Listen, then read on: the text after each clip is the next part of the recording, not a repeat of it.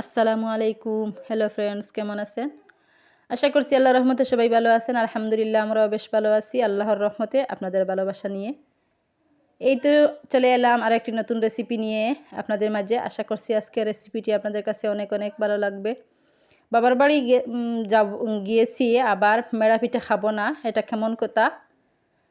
তো আজকে মা বললেন একটু মেড়া পিঠা করে নেই, যেহেতু দুনো বোন মিলেছি বাবার বাড়িতে। সেই জন্য মা হচ্ছে এই যে গুড়ি বাজছেন, গুড়িগুলা বেজে নেওয়া শেষ হয়ে গেছে প্রায়। এই তো কালারটা চলে আসছে। একটু লবণ দিয়ে গুড়িগুলা বেজে নিচ্ছি।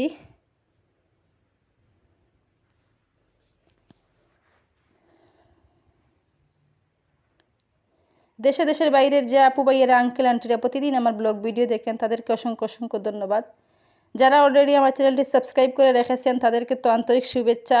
যারা এখনও চ্যানেলে নতুন, প্লিজ মনে করে আমার চ্যানেলটি সাবস্ক্রাইব করে পাশে থাকা বেল বাটনটি অন করে আমার পাশে থাকবেন। ইনশাআল্লাহ ভালো ভালো ভিডিও দেওয়ার চেষ্টা করব। আপনার যদি কথা কাজে কোনো ভুল হয়ে থাকে ক্ষমার দৃষ্টিতে দেখবেন, কারণ আপনার ছোটো বোন হিসাবে আমাকে ক্ষমা করে দিবেন। এই তো এইদিকে মা হচ্ছে মেড়া পিঠাটার ডু তৈরি করে নিচ্ছেন। মেড়া পিঠার ডু তৈরি করার সময় দেখবেন গরম জল দিবেন। গরম জল দিলে তাড়াতাড়ি ফুটে যায়, সিদ্ধ হয়ে যায়। অল্প অল্প করে গরম জল দিয়ে হাত দিয়ে এভাবে মেখে নিতে হয়, হাতের এই যে থালু দিয়ে মেখে নিতে হয়। অনেক দিন পরে আবার মায়ের হাতের মেড়া পিঠা খাচ্ছি, তার তো স্বাদ হবে দ্বিগুণ, তাই না? কার কার মা আছে এরকম মেড়া পিঠা করে খাওয়ান, কমেন্ট সেকশনে জানাবেন।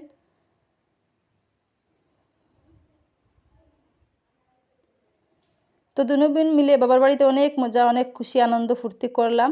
তো চলে যাওয়ার পালা আসছে, রমজান আসছে, তো চলে যাব যার যার বাড়িতে। তো মা বলেন একটু সামান্য করে মেড়া পিঠা করে তৈরি করে নেই।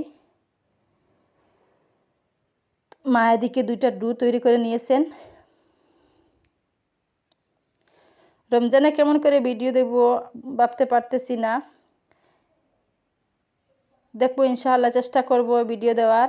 আর তো আমার বড় বড় ভালোবাসার আপুরা আছেন, আপুরা কেমন করে ভিডিও দিবেন। তো আমি এবার প্রথম, এই বছর রমজানে আমি প্রথম ব্লগ ভিডিও আপনাদের সাথে শেয়ার করব। কেমন হবে আল্লাহ তাআলা জানেন। তো আপুরা যেরকম ভিডিও শেয়ার করবেন, তো ইনশাআল্লাহ চেষ্টা করব ভিডিও শেয়ার করা। প্রতিদিন শেয়ার করা হবে না, কারণ হচ্ছে আমি তো আমার ফ্যামিলিতে একা, তো নিজে সব কিছু সামলাতে হবে। সেই জন্য আপনারা আমাকে একটু সাপোর্ট করবেন।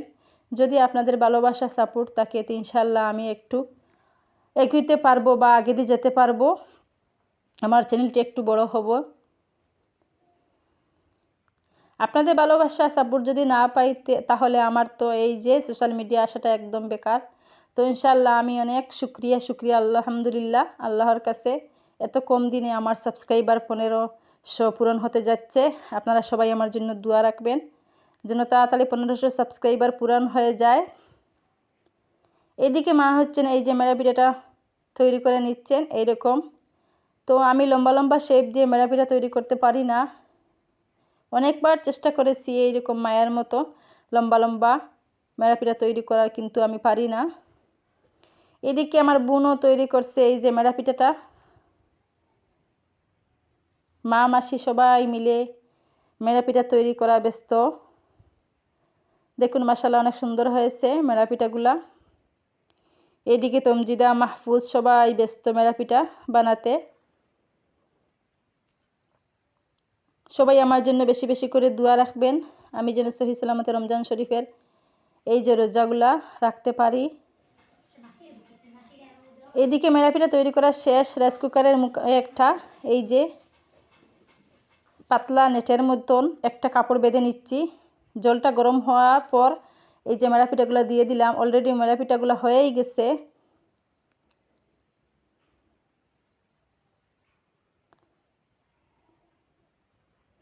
অনেক সহজে এরকম মেড়া পিঠা তৈরি করা যায়, আপনারা বাসায় ট্রাই করে দেখবেন। কোনো ঝামেলা ছাড়া মেড়া পিঠাটা তাড়াতাড়ি হয়ে যায়। যখন মন চায় তখনই মেড়া পিঠা তৈরি করে নিতে পারবেন। এইরকম রাইস কুকারের মুখে একটা পাতলা সুতি কাপড় হলেও হবে, আর এরকম নেটের কাপড় হলেও হবে। তাতে কোনো অসুবিধা নাই, কিন্তু ভালোভাবে লক্ষ্য করবে, ভালোভাবে বেঁধে নেবেন, তা না হলে জলের মধ্যে পড়ে যাবে। তো আজকের মতো এখানকার বিদায় নিচ্ছি। সবাই ভালো থাকুন, সুস্থ থাকুন। আল্লাহ হাফিজ, আসসালামু আলাইকুম।